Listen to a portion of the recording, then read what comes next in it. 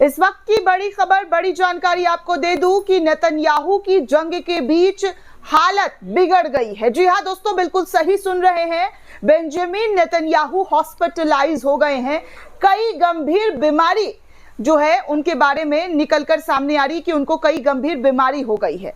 Benjamin Netanyahu की अचानक जंग के बीच तबीयत बिगड़ना, ऐसे में कई मुल्कों के साथ जिस तरीके की लड़ाई लड़ रहे हैं, आखिर होगा क्या। वैसे ही इजराइल के अंदर बेंजामिन नेतन्याहू की सरकार तख्ता पलट के कगार पर है। उनके पास जो है संख्या में सांसदों की कमी है। हमने आपको पहले ही वो रिपोर्ट दिखा दी है। लेकिन अब जो तबीयत बिगड़ी है, जो हालत बिगड़ी है, वो क्या है, इस पूरी खबर की जानकारी आपको स्क्रीन पर दे रही हूं, क्योंकि जानकारी कुछ नेतन्याहू को लेकर ऐसी सामने आई है जहां पर बताया जा रहा है कि उनको बहुत लंबे समय तक अस्पताल में एडमिट रहना पड़ सकता है।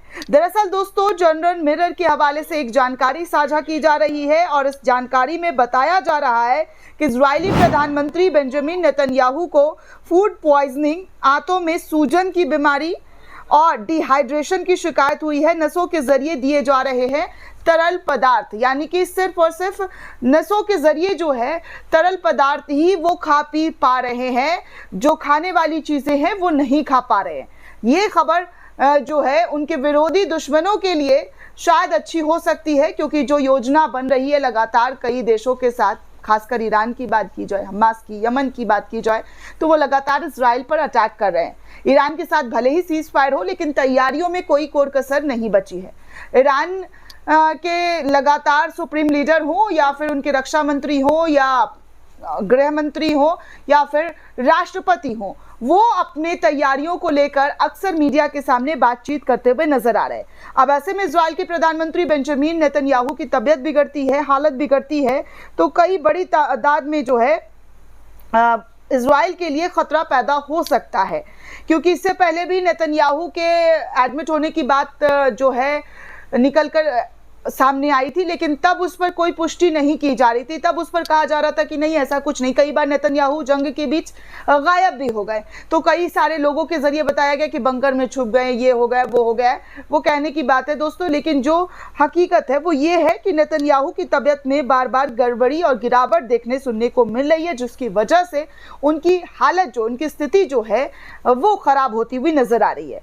वहीं आगे आपको एक और जानकारी दे दूं, सारा इमामी नाम की यूजर के जरिए साझा किया गया है कुछ देर पहले कि अबू मलिक हैती, जो हैती के लीडर हैं, प्रवक्ता हैं, उनके जरिए बयान आया है। उनका कहना है कि अरबों के द्वारा पाक कुरान को त्यागने से यहूदियों को उन्हें रौंदने का मौका जो है वो मिल गया है। अरब सरकार जो है कुरान की तरीके से नहीं चल रही है, और यही वजह है कि इजराइल के जरिए, जी हाँ, इजराइल के जरिए उसको पूरी तरीके से इस्लामियत को रौंदने का काम किया जा रहा है। उन्हें सम्मान और प्रतिष्ठा हासिल करने और विश्वास को लौटने के लिए जो है कड़ी लड़ाई जो है वो लड़ने की जरूरत है। ये हूती के प्रवक्ता के जरिए कही जा रही है। हूती के प्रवक्ता लगातार दोस्तों इजराइल पर निशाना साध रहे हैं और कह रहे हैं कि देखिए, ये सब कुछ अरब की वजह से ही हो रहा है। अरबी देश अगर डट कर फिलिस्तीन का साथ देती तो आज 60,000 से ज़्यादा लोगों की जान नहीं गई होती। आज वो तस्वीरें देखने को दुनिया को नहीं मिलती जो इस वक्त देखने सुनने को मिल रही है। आगे मेगा पॉलिटिक्स के पेज से कुछ खबर जानकारी साझा की गई है दोस्तों, जहां पर बताया जा रहा है, आप स्क्रीन पर देख सकते हैं कि जॉर्डन का कहना है कि गाजा में मानवता को बचाने के लिए इजराइल पर हमला करने का ये सही समय है। जॉर्डन जो लगातार इजराइल को समर्थन कर रहा था, वो अब, जी हाँ, जॉर्डन का कहना है कि गाजा में मानवता को बेचने के लिए इजराइल पर हमला करने की सही समय, मतलब जॉर्डन के जरिए भी इस तरीके का स्टेटमेंट सामने आया है। मेगा जियो पॉलिटिक्स के हवाले से इस खबर को शेयर किया गया है। तो आप साफ तौर पर देख सकते हैं कि कितनी बड़ी तादाद में जो है इजराइल के जो समर्थन हैं वो अब उनके विरोधी बनते हुए नजर आ रहे हैं, वो अब उनके विरोध में खड़े हुए दिखाई दे रहे हैं। वहीं आगे कुछ और जानकारी सामने आई है दोस्तों आरकेएम न्यूज़ के हवाले से, और आरकेएम न्यूज़ के हवाले से बताया जा रहा है कि कितनी बड़ी तादाद में, जी हाँ, बिग ब्रेकिंग न्यूज़, रूसी वायुसेना को 2027 में दुनिया का पहला मिकियोन यानी कि PAK-DP MiG-41 6th जनरेशन पीढ़ी का लड़ाकू विमान मिलेगा, जो ब्रिटेन, जर्मनी, फ्रांस और अमेरिका में बड़े हमले कर सकता है और ये सबसे शक्तिशाली हथियार रशिया का साबित होगा 2027 में। जी हाँ, 6th जनरेशन हथियार जो है रशिया के हाथ लगने वाला है, ऐसी जानकारी निकलकर सामने आ रही है।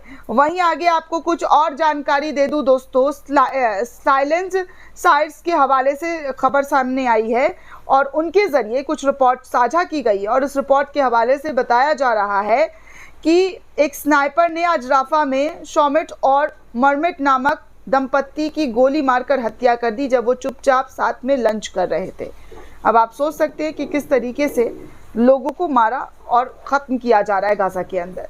कैसे वो खाना खा रहे थे पति पत्नी, लेकिन उन पर जो है इजरायली यहूदी सैनिकों के ज़रिए साफ तौर पर गोली चला दी गई।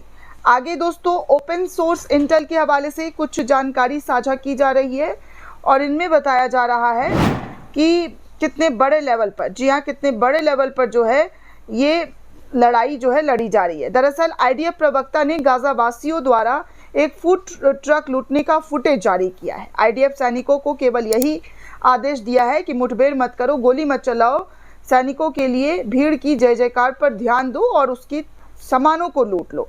यानी कि गाज़ा में जो सामान आ रहा है उसको अब लूटना शुरू कर दिया है। पहले तो गोलियां चल रही थी, उससे पहले भूखमरी थी, अब खाना आ रहा है उसको ही लूट लो और उन तक खाना मत पहुंचाओ। ये तमाम तस्वीरें जो है देखने सुनने को मिल रही है। दोस्तों इस पूरे रिपोर्ट को लेकर आप क्या सोचते हैं, आपकी क्या प्रतिक्रिया हमें कमेंट करके ज़रूर बताइएगा। साथ ही साथ चैनल को ज़्यादा से ज़्यादा लाइक, शेयर और सब्सक्राइब करना बिल्कुल भी ना भूलें। शुक्रिया दोस्तों।